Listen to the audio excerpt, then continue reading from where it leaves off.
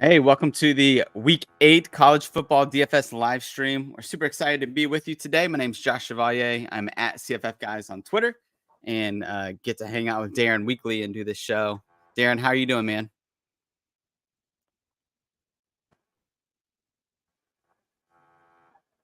Good. Just hoping to not have to play any Ohio State running back ever again in my whole life. That news last week got me off Ollie Johnson and Mr. Bean at quarterback. So I do not want to talk about what my line could have looked like if I stuck with my original. I am done with Chip. He is no longer on my shoulder. He is on the ground. And I am done with Mr. Chip Trey Humanan.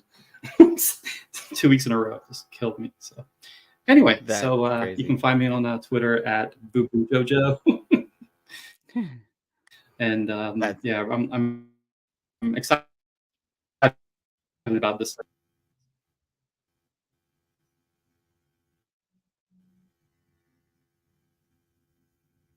Yeah, this slate's going to be a good one today. Excited to get into this today. And you there, Darren? All right. Well, okay. We'll make this work. Okay, good, man. Good. Glad you're back. All right.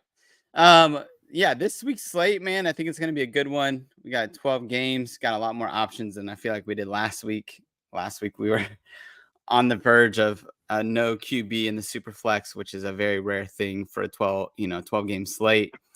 So here we are. And I think we have some like better options this week. Yeah, so let's dive right into this. Darren, you want to take over from here and the first two games, or the first game? You got that pulled up?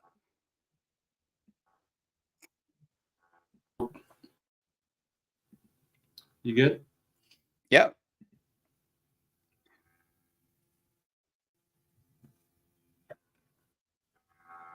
All right, we'll start with UCF Oklahoma, and we got a total of 65, and Oklahoma is favored by 19.5.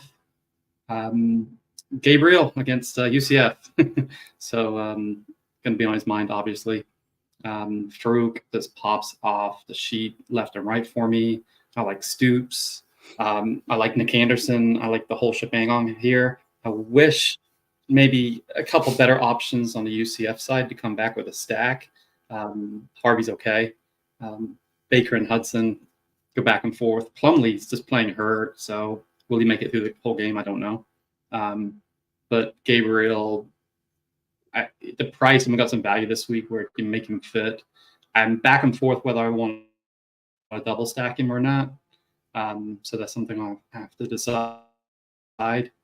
Tywee and Major for running backs. I wish we had just like one. I'm going to probably do some GPPs this week, have a little bit of each, just hoping to get, the 2D possible.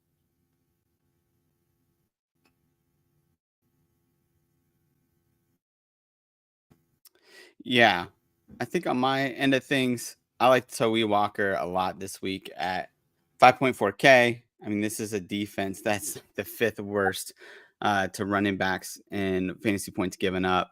And so Walker this week, man, I think he is potentially a gold mine. I mean, he's a guy that against Texas a couple weeks ago, he had 15 carries for 46 yards and 2 touchdowns. I think he can come back and get a bunch of goal line carries here again and do similar, but maybe have more efficiency on the ground. And so at 5.4K, he's a guy that I like a lot, and I'll be, putting into some of my GPP lineups. And then, the other guys that I like that you mentioned are Nick Anderson. He's a guy that I like a lot this week. He came in at the end of that Texas game after Andrew Anthony got hurt and caught that touchdown to win the game. And I think that they like Nick Anderson quite a bit. And yeah, it's crazy to see the metrics when Gabriel's throwing to Anderson. I mean, they have a lot of chemistry between the two of them and a lot of efficiency there. And so I think Nick Anderson's a big one this week that we could potentially go with, that not a lot of people are going to be on because they're going to be on Farouk or Stoops potentially. But Anderson and Jaden Gibson are two guys that are cheaper plays. Gibson's especially cheap at 3.8, but he's certainly GPP only for me because he's boomer bust in this game for sure. So on the other side, I do like RJ Harvey coming back at 6.4K. I think this is a game where uh, I think they're going to try to lean on their strengths. UCF is, and I don't know how much they're going to be able to run the ball, but RJ Harvey, he can catch the ball to the backfield too. So he's relevant no matter what happens, no matter what the game script is. And this one, but with questions with John Rice Plumlee and his health coming back, and this Oklahoma secondary looked really good against UT. So RJ Harvey is what I want, but I think you have to. This is what the second highest or the highest game total on this slate. So you got to have some exposure to it if you're going to play cash. So, and then GPPs as well. You want to have them in some. But honestly, this isn't the game I'm attacking the most, or not even a ton, other than Nick Anderson and Toby Walker.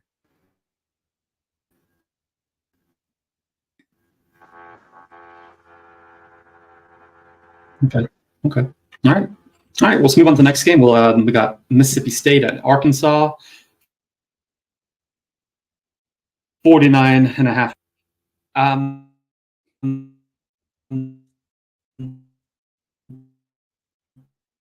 Not much on the Mississippi State, who's super low owned.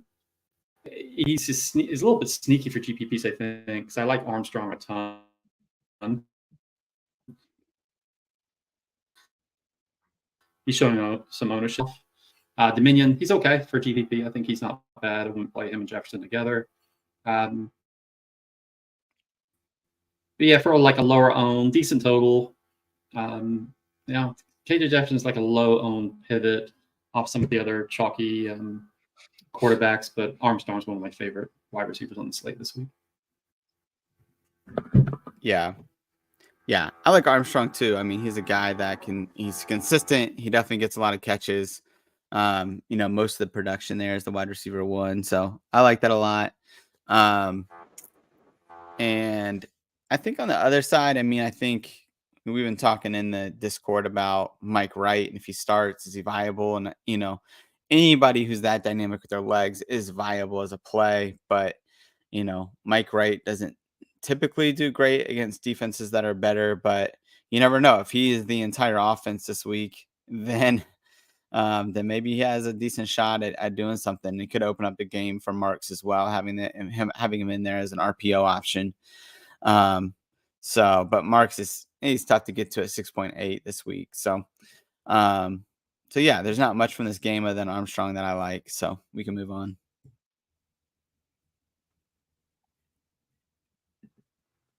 Okay. All right. We got Penn State at Ohio State. 47 total. Ohio State is favored by 3. I'm a Harrison truther. Him and Stover went off for me last week, but that Penn State defense is legit, and I'm not sure if I want to pay a premium price for Harrison, and even Stover, McCord. And Harrison isn't drawing that much ownership.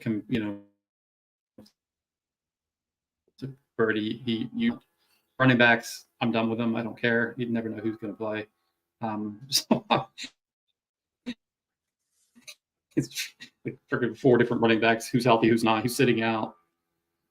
4 games. He can play, he can't play. I'm over it. Singleton, I guess, is okay for Penn State if you're running a stack, but I'm not going to have much of this game. That Penn State defense, like I said, is really good. Great football game from a football sense, but fantasy, I don't think there's much fantasy goodness in it. Yeah, I think Harrison overall is pretty matchup proof. I don't know if Penn State can really slow him down. I'd definitely be willing to be different in this slate and go after Marvin Harrison Jr. If people just aren't going to get up to him for his salary. Because he's just unguardable. And, I've seen enough Manny Diaz defenses to know that they're really good against subpar competition.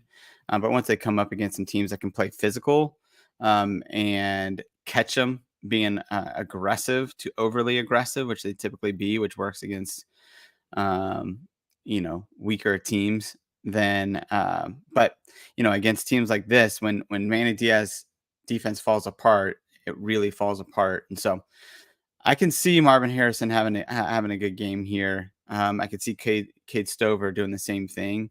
But 5.4K is a bit too high for me with Cade. I mean, I liked him in the 4K range, but this is getting too high.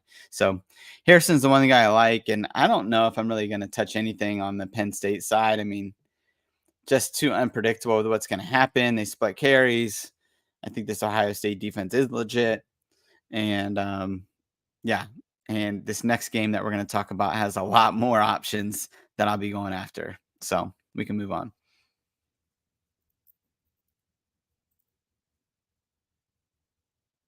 Understatement to say the least. This is a game I said I think it's funny because I think it was.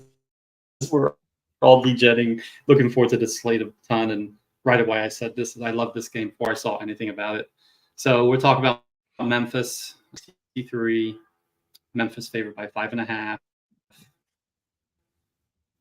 Seth Hennigan did the ownership and looked at it today.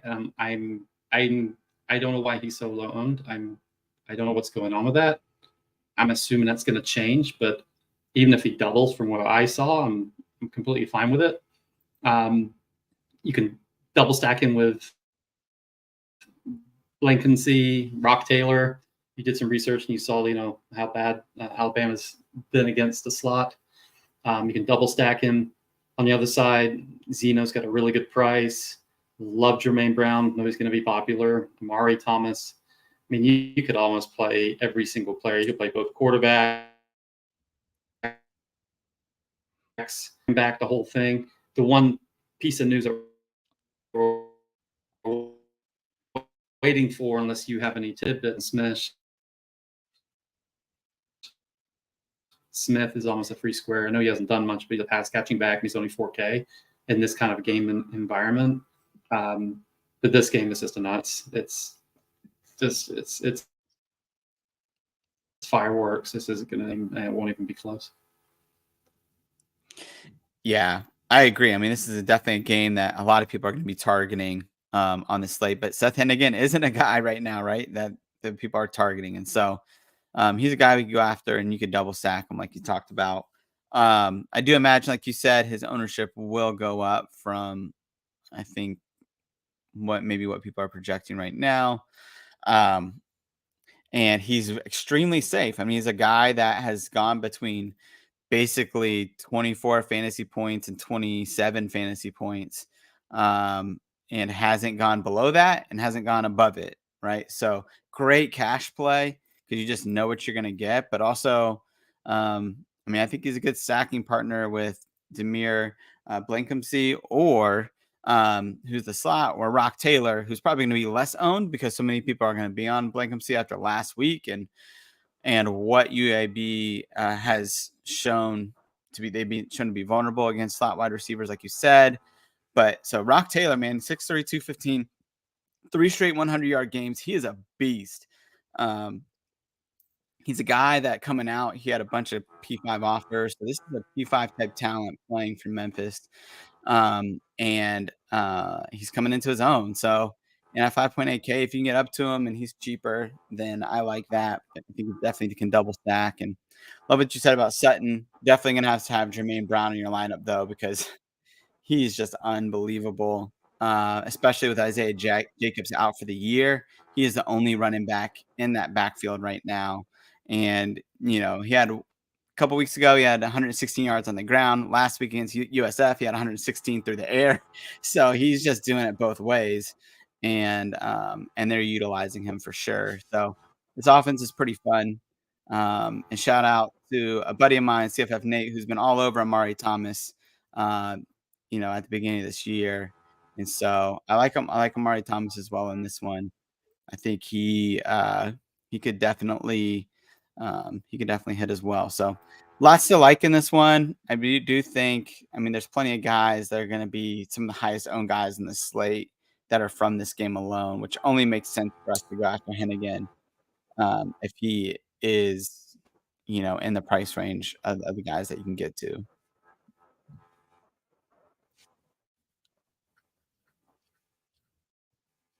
Yeah, this is a super fun game. And all right, well, let's move on to the opposite end of the spectrum.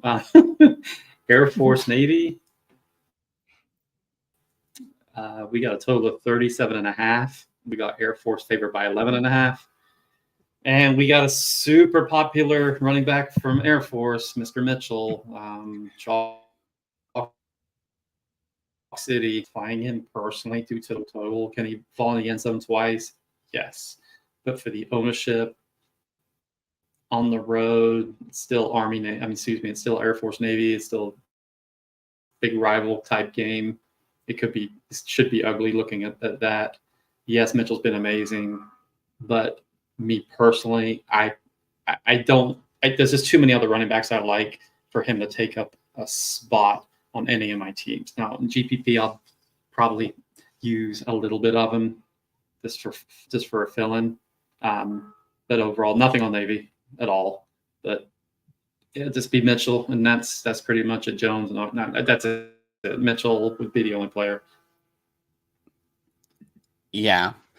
Yeah, I feel like Michelle's not the type of running back you after, right? You love those pass catching backs. I mean, that's not what he does. But I mean, we have a lot of data over the last year and a half now that when they have a fullback that they want to use at Air Force, they will give him the rock. I mean, and Emmanuel seems to be that next guy up. I mean, his carries are down the last couple of weeks, but they're down to 18 and 22 carries. But he's had 8 touchdowns in the last 4 weeks, and he didn't have any last week. And so I could see him bouncing back. I mean, Navy's just terrible against the run. But like you said, I mean, there is more of a chance, I think, of him because he doesn't catch passes. I do think there's more of a chance of him not hitting value than, say, somebody like a Jermaine Brown or some of the other backs that we're going to talk about that are in a similar price range on this slate. So I can see why you wouldn't want to go after him, but man, an 18 carry floor is pretty tough to ignore. And Air Force is much better than Navy, in my opinion. So we'll see.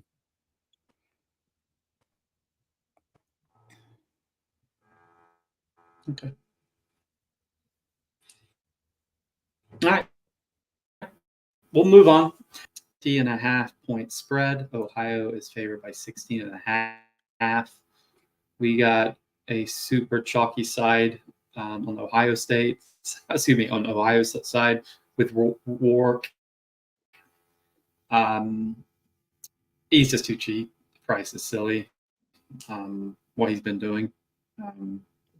Wigloose, love Cross, love both receivers. The Western Michigan, by looking at, they've been almost dead last against the pass. They've got no pass rush at all. It's a nice total, over 34, just over. Yeah, I really like this side. They're cheap. They make other pieces fit. I don't know if I'll double stack Rourke and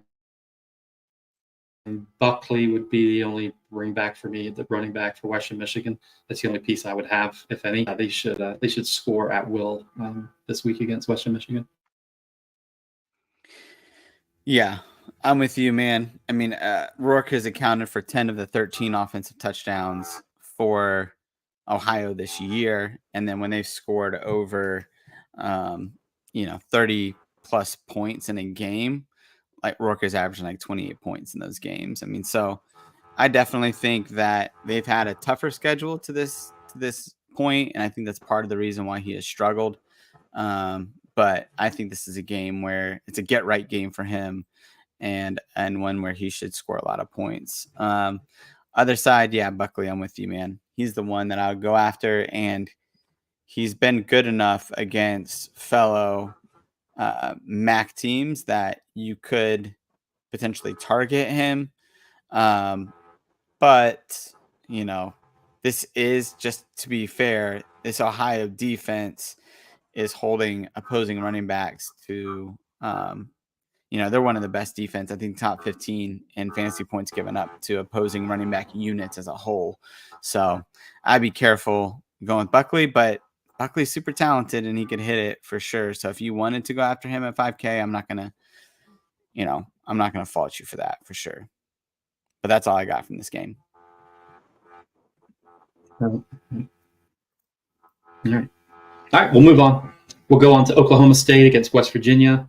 We got a total of 50.5, and West Virginia favored by 3.5. Green, quarterback, playing him naked. That's how I'm going to be GPPing him this week. I'm not interested in much of his pass catchers or anybody else. Last week, Owens is a really, really good value, so you could actually do a little mini stack of Green and Owens. Don't have much interest in Bowman. Hard to ignore Ollie Gordon, the guy who scores 55 points. Can he do it twice? A little bit more difficult matchup on the road this week. But you can't ignore him at all. But highly owned on my side. Yeah.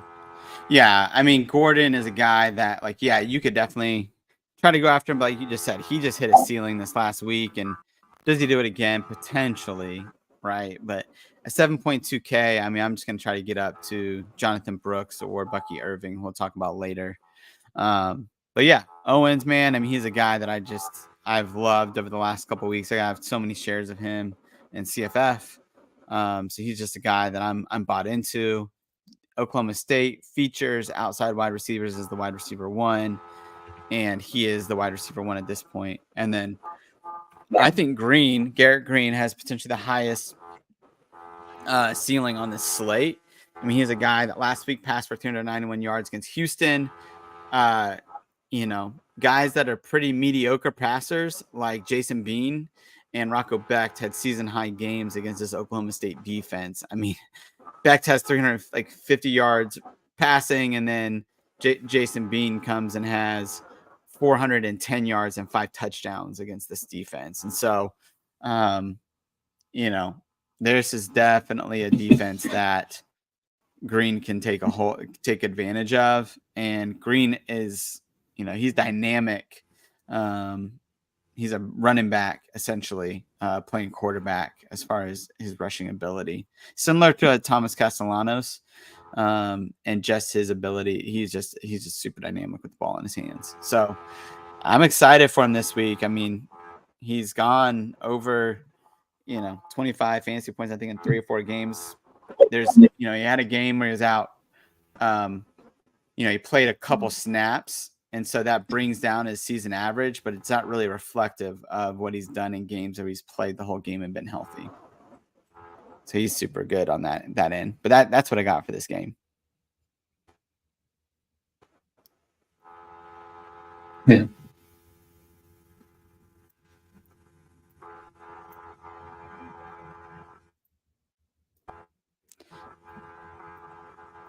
You there, Darren? All right, ready to move on? Yeah, I'm here. Okay.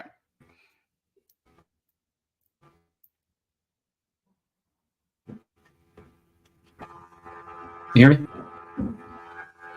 Yeah. Sorry again. You want to move on to Oregon, Washington State? Josh? About that. So next game, we got Washington State at Oregon.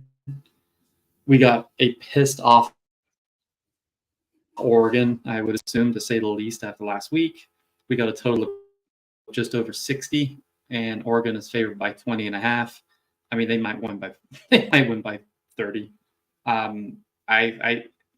Bo Nix just looks so deflated after last week, and I think they just come out on fire. Them being at home, sleeping in their own bed, It's the Bo Nix, Bucky Franklin.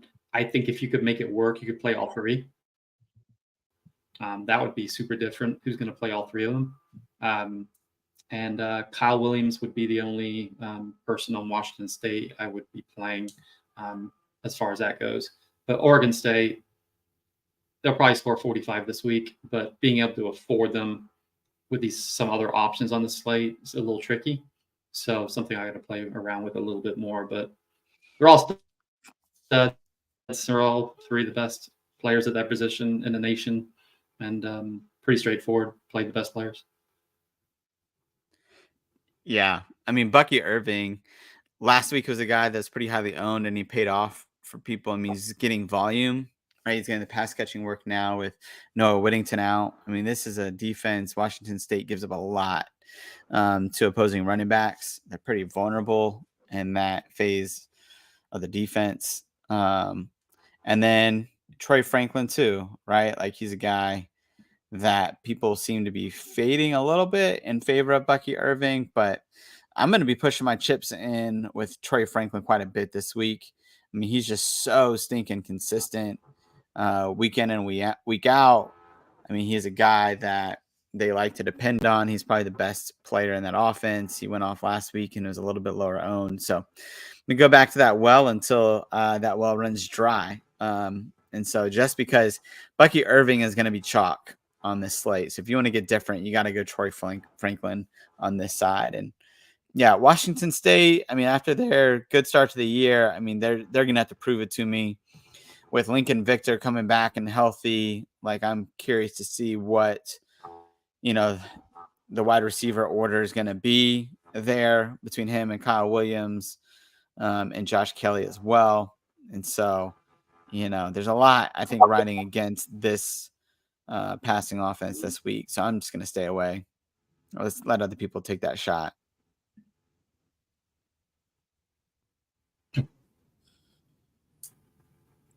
Yeah, that makes sense. I like that. Okay. All right, let's move on. Tennessee, Alabama, 47.5 total. Bama's favored by 8.5. I think McClellan's actually interested in for a GPP, home favorite running back, not getting much ownership at all. Burton and Bond, they're okay, not much there. Squirrel Wright's a deep threat. He's an option, playing from behind maybe. Wright and Small or splitting time, well, not Small as much anymore, but I don't want to play any of those guys on that. McClellan would be the only person in this game I have interested at all at a lower owned home favorite running back. Yeah. I mean, I think for me, I'm avoiding this game altogether. I don't really like any of it, to be honest. And there's just better plays out there, in my opinion. Until Joe Milton is on the bench, it's going to be hard for me to trust that passing offense.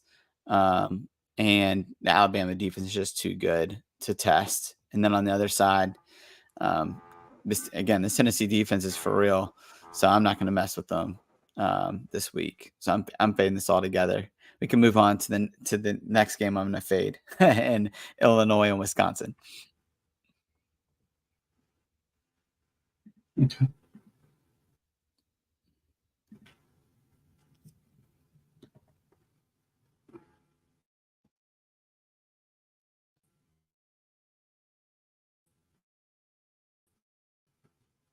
All right, we'll move on to the next game. We got Wisconsin at Illinois. Wish the total was a little bit higher for Brandon Allen. He's actually showing some ownership. It's such a low total.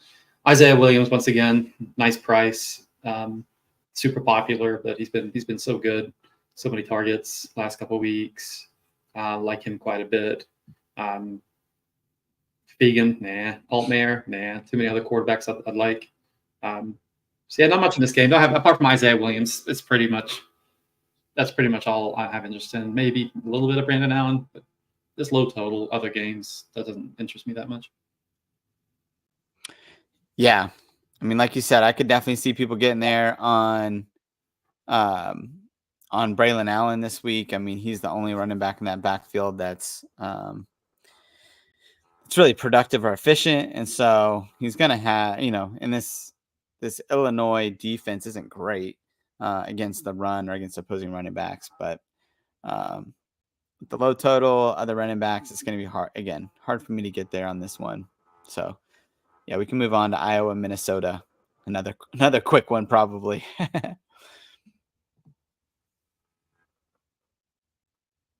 No, let's just no. Can we just say pass? Can we just say pass? I mean, that's viable if you want to play it. If they have defenses on the slate, play both. Period. Yeah, I will say this: Darius Taylor is coming back this week, and he is 6K. And he's a guy that has been unbelievable. And I do think the one place where this Iowa defense can be a little bit vulnerable is against the run. And Darius Taylor's just unbelievable. I do think he can have a game. It can be worth being different in a couple of GPP lineups. And so Darius Taylor's one that I would definitely consider. Again, not in a ton, but maybe 10-15% of your GPPs. Like, throw him in there, just get different and just see what he can do at 6K.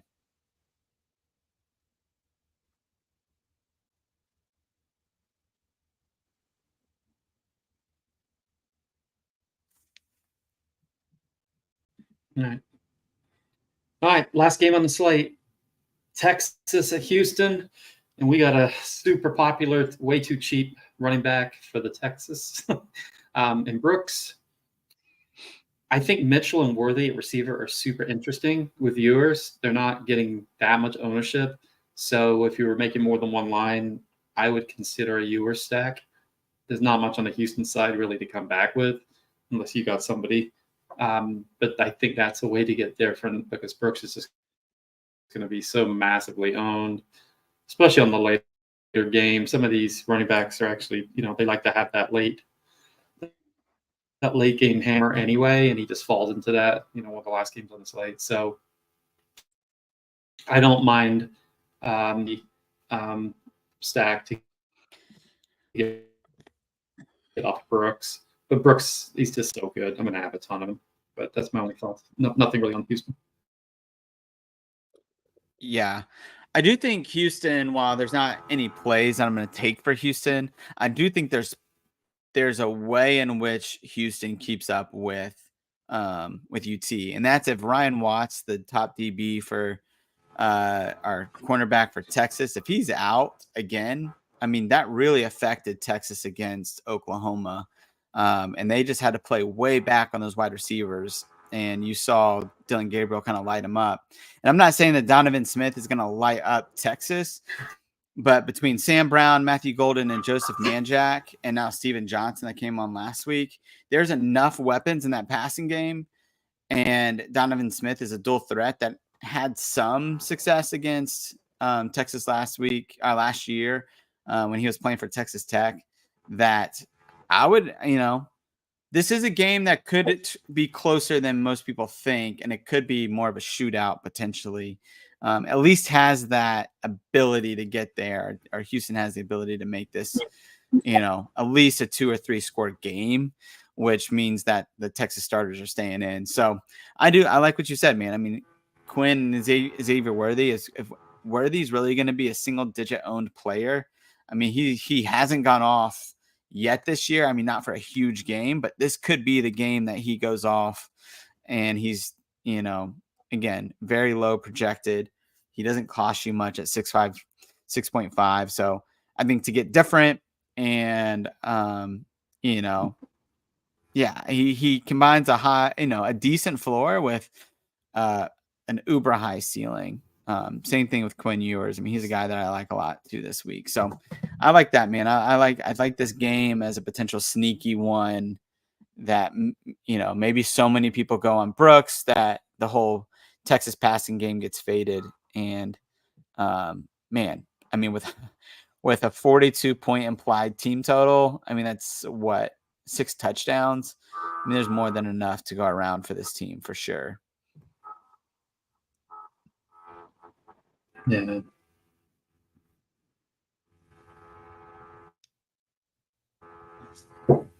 that you see over there, Josh, before we wrap it up? Yeah, I mean, what I would say, we have, I think just on fantasy points this week, we've had a bunch of free articles, and so the DFS article that we wrote for this week, it's free for the Saturday main slate, and so you can check that out. Check out what we got going on here. We also got props articles that are free today, and then our live streams as well. So got that stuff going on.